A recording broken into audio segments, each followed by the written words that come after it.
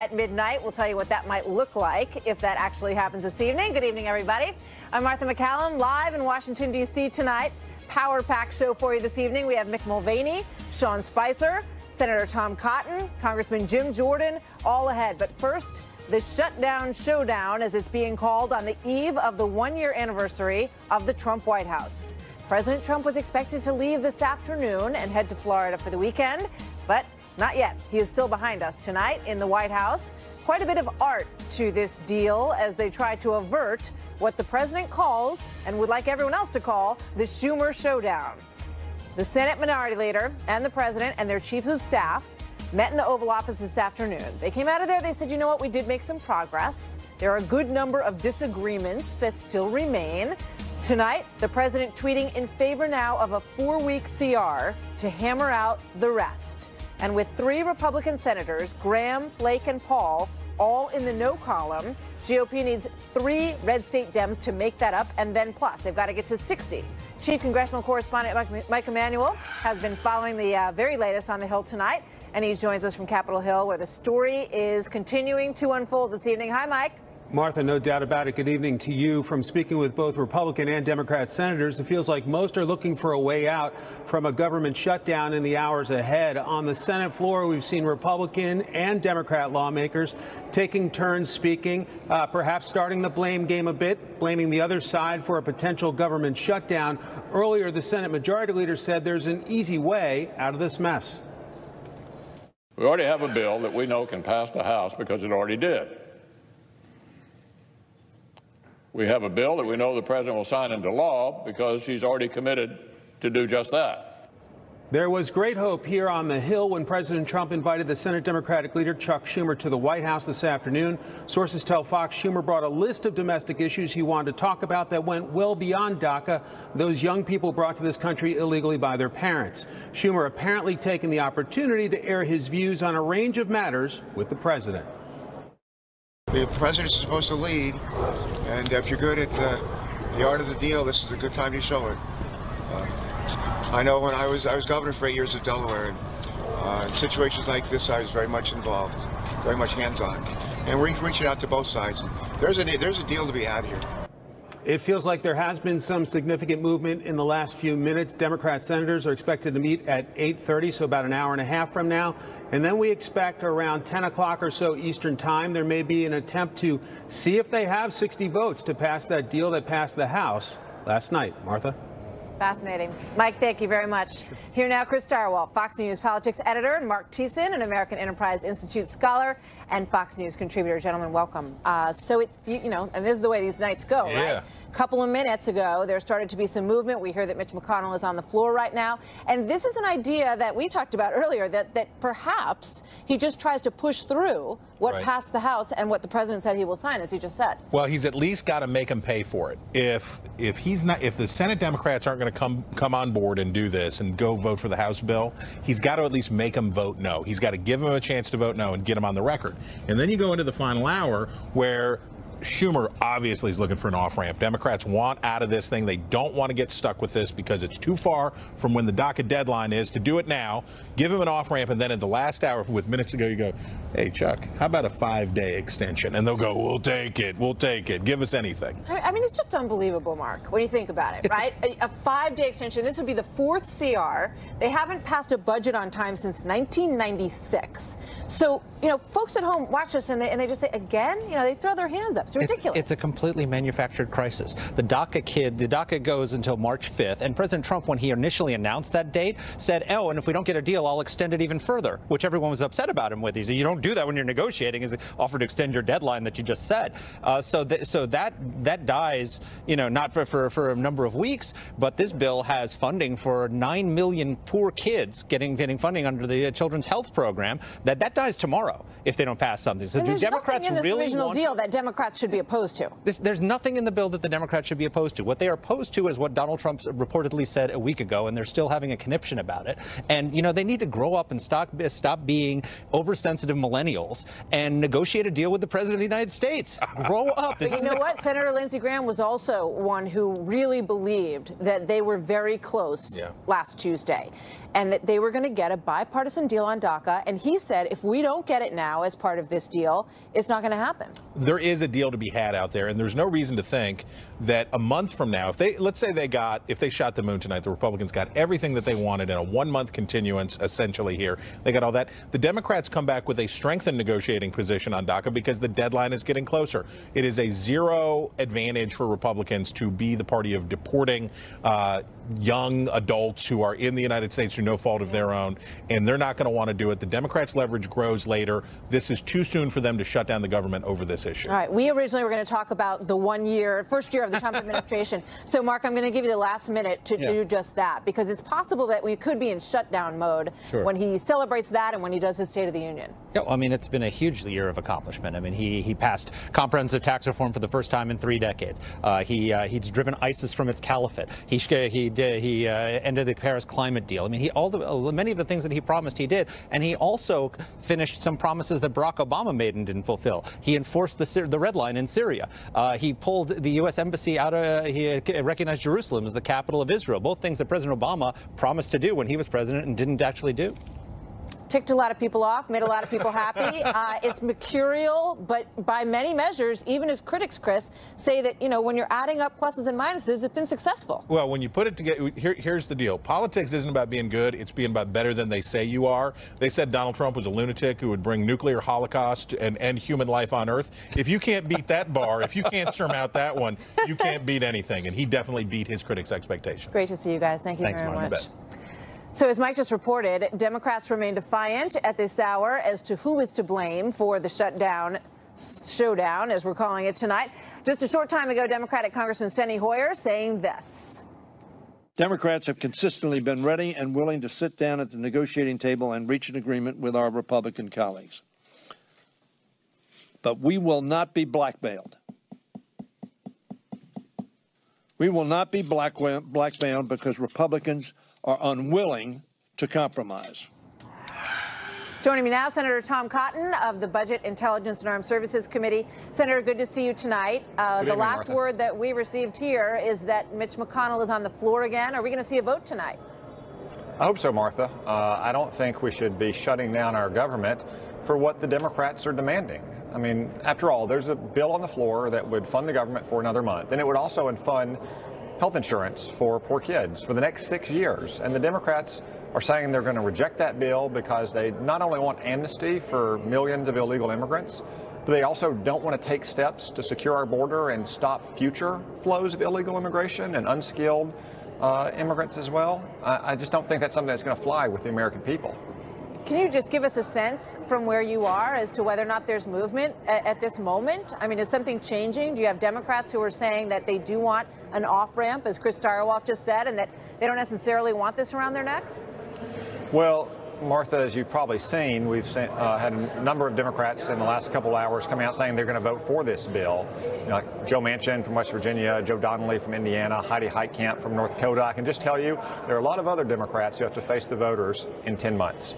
And they don't want to shut down the government and deprive American citizens of government services, to include health insurance for poor kids, because they don't get an amnesty for millions of illegal immigrants. That is simply not a position that they want to take to the voters in November. Yeah, I want to ask you, because Lindsey Graham and Dick Durbin thought that they were pretty close to a deal last week. And the way Dick Durbin describes it is that when he showed up at the White House for the Thursday afternoon meeting and he saw you in the room, he knew that something had changed in the dynamic. Did you pull the president away from the deal that Durbin and Graham thought they had with him? You know, I think the president realized that Senators Graham and Durbin had sold him a bill of goods earlier that morning, and that what they were pitching to him was... Did you help him realize that, Senator? No, I didn't speak to Donald Trump that morning until we all walked into the Oval Office. You know, look, the president campaigned on a number of issues, but there's no issue that was more fundamental to his victory than immigration and controlling our borders and getting a legal immigration policy that works for the American working man and woman, that helps create new jobs for them, and helps get them wage increases. That's been the president's platform for 2.5 years now. So it's one thing to get a bill pitched to you on the telephone. It's another thing to start looking at the particulars. So I think what happened that morning is the president realized that he was being sold a bill of goods, and he took a firm stand that he's not going to have an amnesty for illegal immigrants without ensuring that we secure our borders and that we stop future illegal immigration and that we begin to shift towards a merit-based system. But he's made it pretty clear that he loves the Dreamers, that he thinks they're great kids, and that he wants to find a solution for them to stay here. So I guess, what are you willing to give on the other side, to find some middle ground on that? If you guys have given in on allowing them to stay, which is a concession on the Republican side, what do you think Democrats will put in that pot to make this happen? Well, Martha, that's exactly right. That's an amazing thing about where we are tonight, is that the president and most Republicans in Congress have said we're willing to give legal protections to hundreds of thousands of young illegal immigrants here who no fault of their own. The Democrats now need to come to the table and be willing to offer concessions to secure our border and stop extended family reunification and begin to move towards a merit-based immigration system. That's what we're really talking about here, because most Republicans agree with the Democrats that we should give legal protections to the persons that have a DACA work permit. The Democrats are refusing to give anything else in return. They're willing to shut down the government over it. All right, just one last question before I let you go. There were some polls done, and people who responded to them said, that if there was a shutdown, they would blame Republicans. But then when they were asked if there was a shutdown and it was over DACA, who would you blame? And more of them said Democrats. Do you think that notion has started to sink in tonight with Democrats? I think it probably has, Martha, because it's clear that if we have a shutdown on the government tonight, which I hope that we will not, it will be because the Democrats are unwilling to vote for a spending bill and give 7 more weeks before we reach our deadline for a deal on the DACA program. And that's going to be very clear if the Democrats filibuster this spending bill or don't accept some other reasonable compromise. All right. Well, we'll see what's happening. It seems like the ground is shifting a little bit, and we're going to stay tuned. Senator Cotton, thank you very much. Good to see you tonight. Thanks, Martha. You bet. So as we watch and wait and see what is going on down there about the spending bill, there is another big story that is brewing on Capitol Hill. The, quote, shocking and alarming memo detailing government surveillance is sending shockwaves through classified document reveals proof of political bias at the FBI and the Department of Justice under President Obama.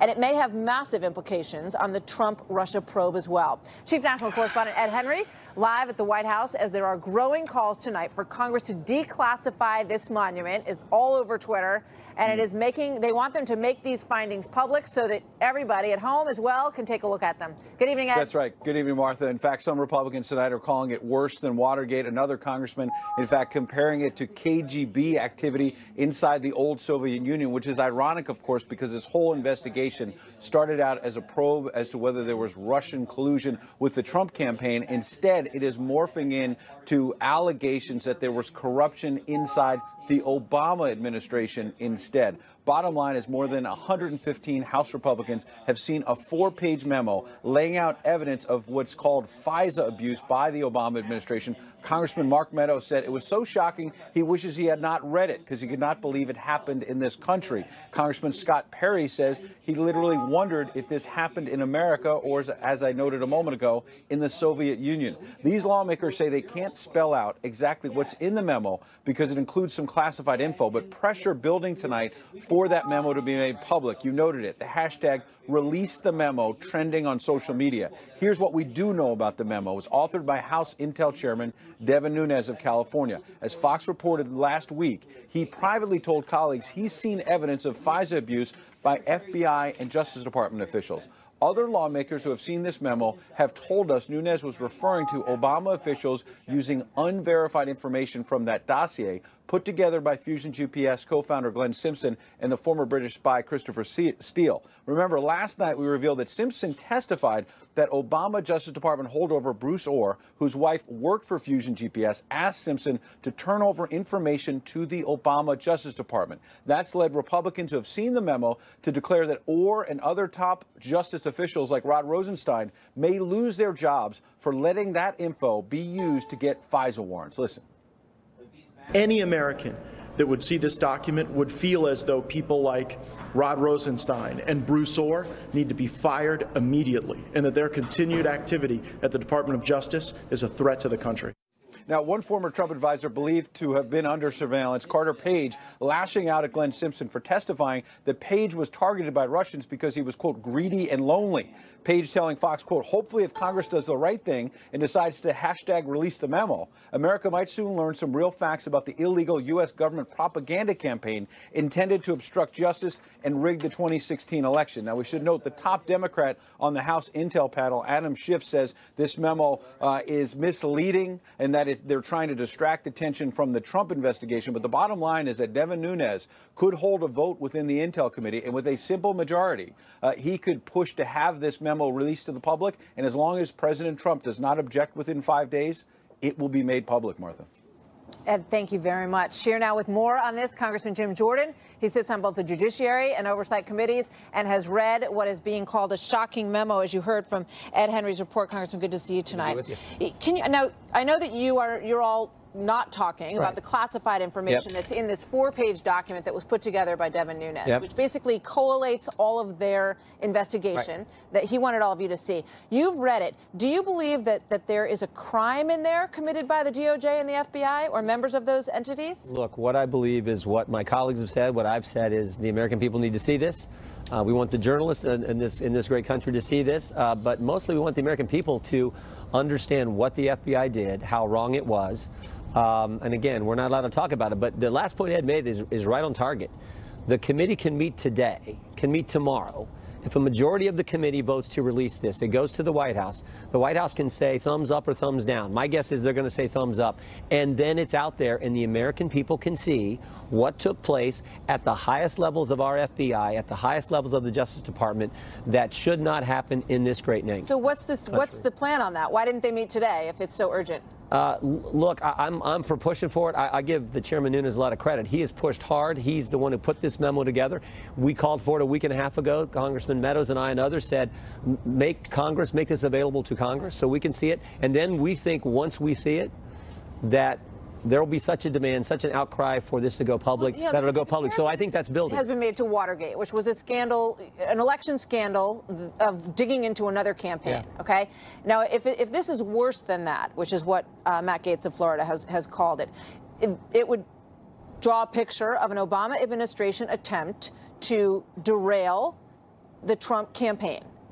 Is that what's in these 4 pages? Again, I can't talk about the specifics. That's why we're pushing so hard to get public, so we can talk about the specifics. But think about what we knew a long time ago. The Clinton campaign paid for the dossier. Think about those text messages from Lisa Page and Peter Strzok, where they talk about, remember the text message where they said, walking through Walmart, I can smell the Trump supporters, the derision they have for people who supported, the anti-Trump bias, the pro-Clinton bias, and then think about the text message that talks about an insurance policy to make sure Donald Trump is not elected by the American people. I hear you, but all of those all that things is context. are, you're allowed to not like the candidate. It doesn't necessarily mean that you're involved in a conspiracy to derail the same Peter candidate. Strzok who ran the Clinton investigation, the same Peter Strzok who interviewed Cheryl Mills, interviewed Huma Abedin, interviewed Mike Flynn in the Russian investigation, the same Peter Strzok who changed the now famous exoneration letter from gross negligence, a criminal standard, to extreme carelessness. That same Peter Strzok has said, I can smell the Trump supporters in Walmart, has that kind of attitude, and the same Peter Strzok who's deputy head of counterintelligence. So that's all stuff we knew. But we can't, again, we can't get into the specifics of this memo, but that's why we went public. Ellen Farkas, who was a member of the Obama administration, who went on MSNBC and basically said, let's play what she said. I was urging my former colleagues and frankly speaking, the people on the Hill, it was more actually aimed at telling the Hill people, get as much information as you can, get as much intelligence as you can before President Obama leaves the administration. So I became very worried because not enough was coming out into the open, and I knew that there was more.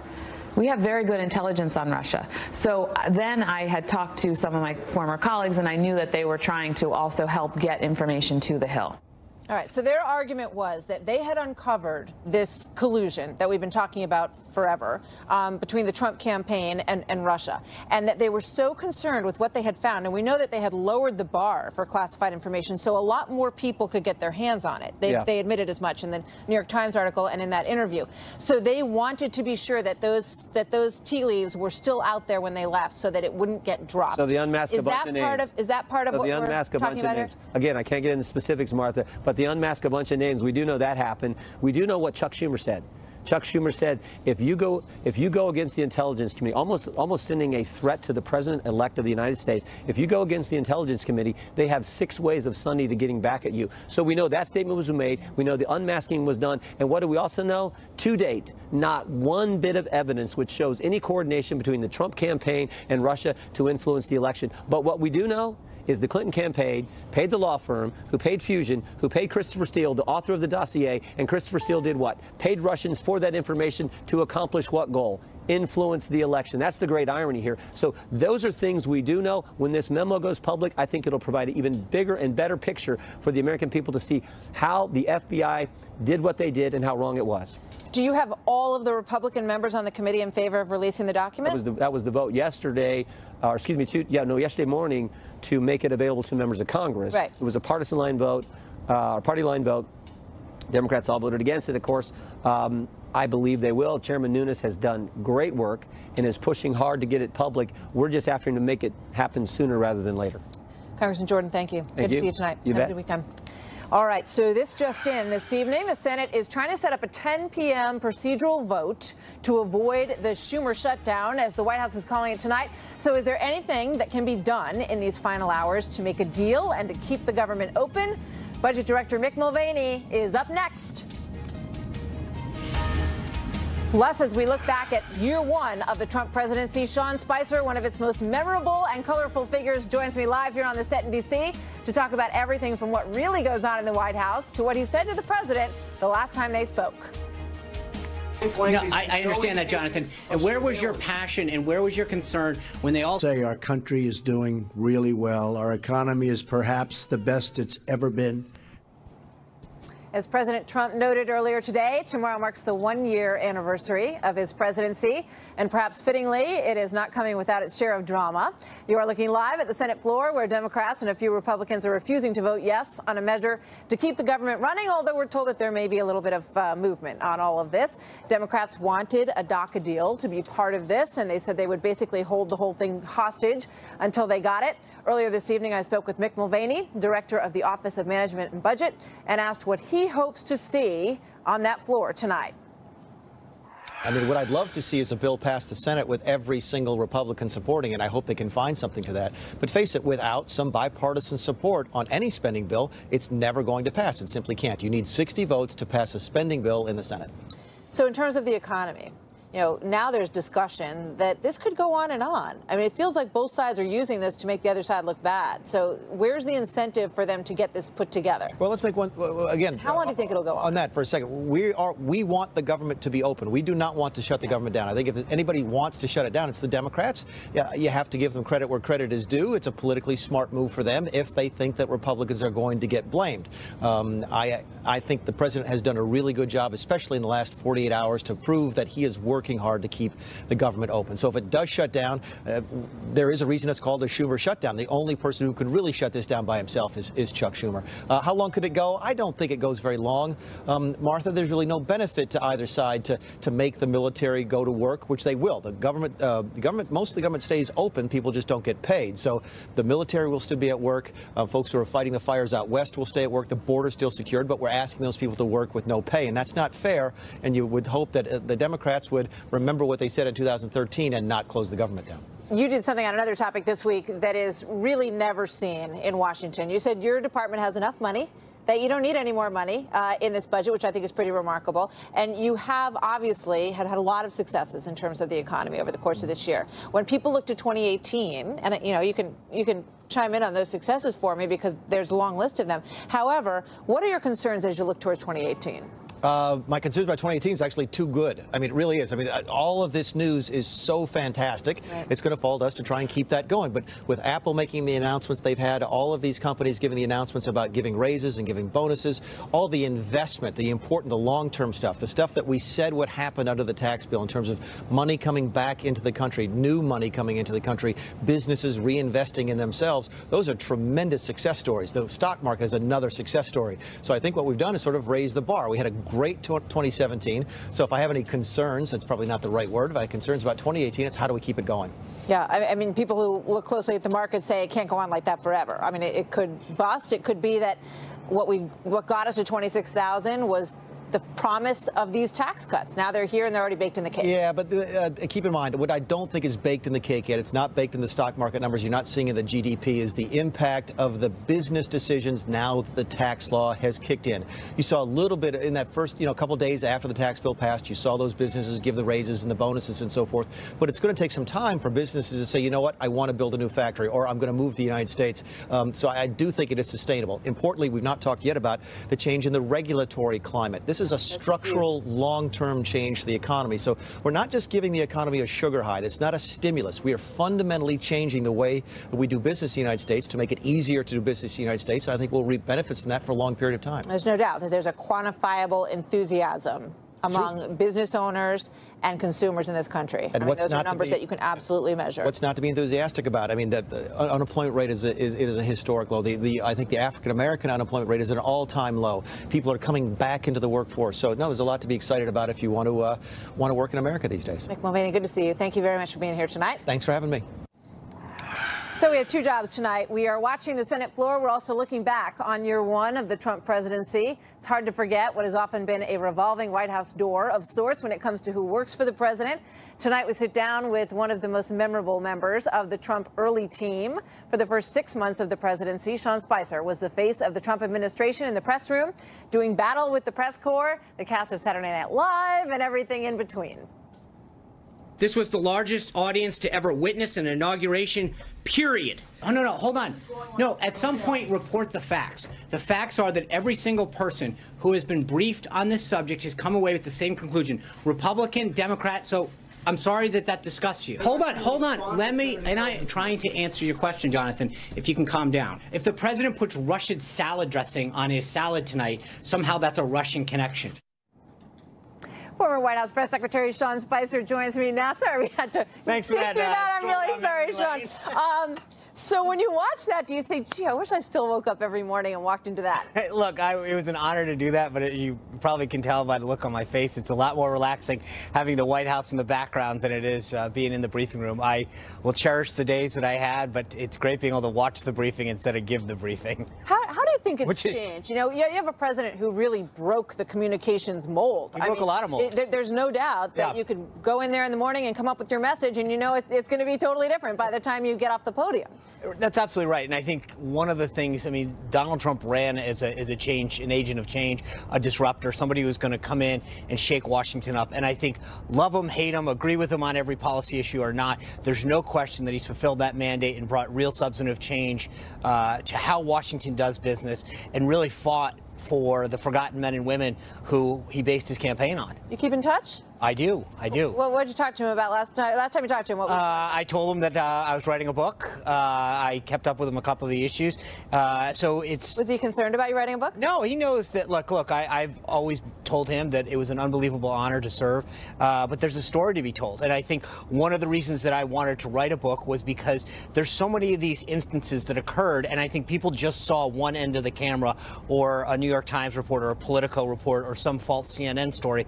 What I want to do is walk back through the campaign, the transition, and say, this is actually what I was going through at that time, and hopefully shed some light on things that people didn't see through the media's slanted lens. Having watched the whole year play out, do you look back and say, well, if I was jumping in there today, I would get it. I think the whole thing differently. That's a great question, because I think that we approached, at least I did, the job from a traditional standpoint, not fully understanding that we had a non-traditional president. And so a lot of the norms and practices weren't what he was about. He campaigned and he said to the American people, I'm going to bring change. And I think we, and me in particular, probably should have looked at the beginning and said, this isn't going to be business as usual. Let's adapt to fit our principle. So, you know, in terms of the dynamic and the people at the White House, General Kelly has, you know, sort of channeled things differently. Yep. You can't just walk in. You have to have an appointment. There are some stories that say the president doesn't love that arrangement, but he goes along with it, and it has streamlined things. Do you think that Reince Priebus should have been better at organizing who gets in, who gets out, or could he have done that? Look, I think in hindsight, there's a lot of us that look back, and myself first in line there, saying that we could have done things differently. But it was new. There was so much new, and there were so many personalities and so many things that we wanted to get done, and a huge establishment that we were fighting, never mind a just ferociously negative media corps. So I think it's tough to look back and to say, if I had the hindsight, but yeah, sure, there's a lot of things that if I knew now, we could have done differently. But I think that, you know, even in Sarah's case, she's just doing an absolutely bang-up job. But I think she had the ability to look at a lot of the things that I probably could have done better or do differently, and I think has really embraced the role and taken it to another level. So now that Steve Bannon is gone, there's discussion that Anthony Scaramucci might come back, and that was one of the catalysts that sent you saying, I'm out of here. Do you think he should go back, that he should get a role again? That's obviously up to the president to decide, but I think the communications operation right now under Sarah and Mercedes Schlapp and Hope is doing a really good job. They're communicating, as was evidenced with the tax bill. They did a really, really good job. They've done a fantastic job of branding this the Schumer shutdown and making sure that people understood what the president's fighting for and what the president's priorities are in terms of the American people. So I would say keep going with what you got. It's working really well. You know, but at the end of the day, I'll let the president make the decision about what kind of counsel he's going to keep. Sean Spicer, thank you. Thank you. Good to see you, Sean. Good to see you. Take care. All right, so this just in. Democratic leadership is huddling right now, I understand, behind closed doors. They're trying to decide if they are going to make a deal with Republicans to keep the government funded after midnight. Perhaps they're deciding that they don't necessarily want this to be part of their legacy at this point. We will let you know where this stands. The blaming has gone on both sides, as you know. Tom Perez, the chairman of the Democratic Party, sits down with us next. In the summer of 2015, to announce that he was going to run for president, and even after the election, his biggest critics have repeatedly insisted that he would fail. Watch this. I personally am convinced that he's going to fail, not because of people like me who would like him to fail, but because the ideas that guide him are inherently self-contradictory. Here's what's going to happen. This is why we're not going to have to suffer through 4 years of Donald J. Trump. When you have a narcissist like that, who's so narcissistic where it's all about him, he will, maybe unintentionally, break laws. Sounds pretty scary. David Bossie served as Trump's deputy campaign manager and is author of the new New York Times bestseller, Let Trump Be Trump. And Richard Fowler, nationally syndicated radio talk show host. Both are Fox News contributors. Gentlemen, welcome. Good to have you here. So we remember all of that. And some people think that it's been a terrible year, and some people think that it's been a great year. Of course. And I think of Paul Krugman, who told us that the market was going to perhaps cease to exist. That it was going to break, that it was going to be absolutely bottom out, Richard, and that has not been the case at all. No, I give the president credit for the stock market gains. I think he gave the Wall Street what they wanted. They wanted lower taxes. They wanted the ability to move money off, repatriate money back in the United States. They wanted the ability to have less regulations. The president gave them that. The question is now is will Wall Street and will corporations return the favor to the president and create jobs for Americans? We are seeing signs that some of them are doing it. Others are laying people off. We'll see what happens. But I give the president credit for the stock market gains.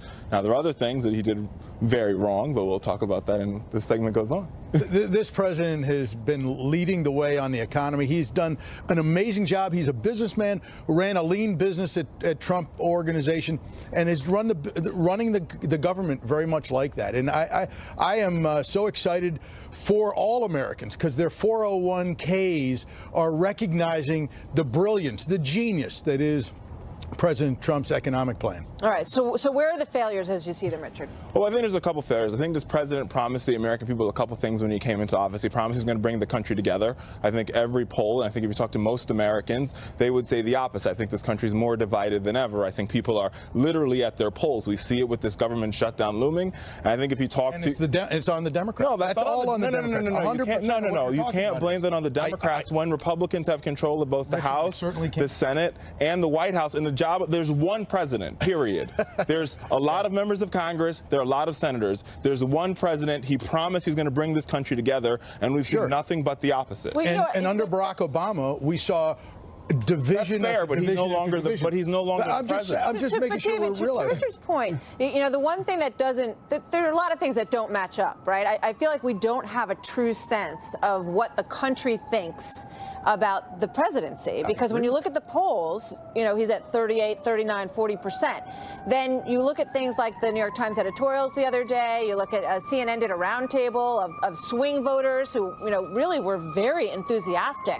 So I'm wondering if the polls are like they were during the campaign, and we don't really have a good sense of what people think and feel out there. I think there are a lot of people who still don't admit that they are supporters of President Trump, and I do blame the Democrat Party. I blame the leaders of the Democrat Party who have no vision, no ideas, and no policy initiatives for the American people, and haven't had any for years. And what they do is they attack, and that's all they've done for this 1 year. Not one time when President Trump invites them to the White House, they stick it to him. They lie. They go in there and they don't want to make deals at all. And you look at what's going on today. David, first of all, I think that's not true, because Chuck and Nancy made a deal with the president to keep the government open last time, number one. Raised the debt ceiling. They raised the debt ceiling and kept us from defaulting on our debt without Republicans. Number two, before you could talk about Democrats and criticize Democrats, let's be very clear. We are not in control of either there's more conservative justices on the Supreme Court. You've been saying that for the last couple of days. We're the minority in the House.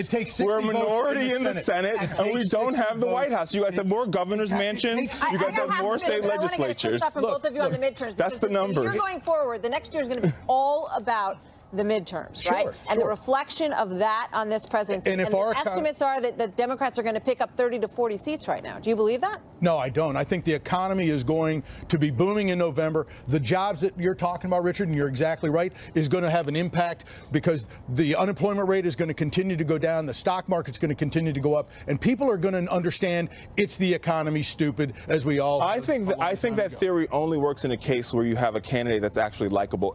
All the polls, all history indicates anytime a president's approval rating is below 40%, he loses 20 or 30 seats. This president is going to come. We're going to say we haven't seen it going up. I asked you guys to give grades. I know it's going to be really shocking, but David gave the president a D and Richard gave him an A. I think it's reversed.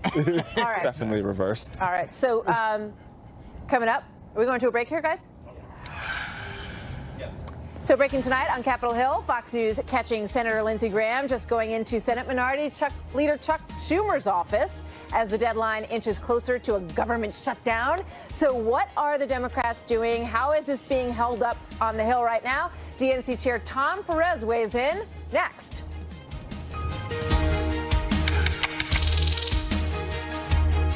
It's the Phillips lady. Anyone ever have occasional constipation, diarrhea, gas, or bloating? She does. Help defend against those digestive issues. Take Phillips Colon Health. Midnight tonight. Mr. President, sit down with all of the people who want to resolve these issues for the American people. Mr. President, do your job. There is absolutely no reason on God's green earth for the Democrats to insist on shutting down vital government services for all 320 million Americans. Republicans control the U.S. Senate, they control the U.S. House, and a Republican is in the White House. Please do not shut the government down.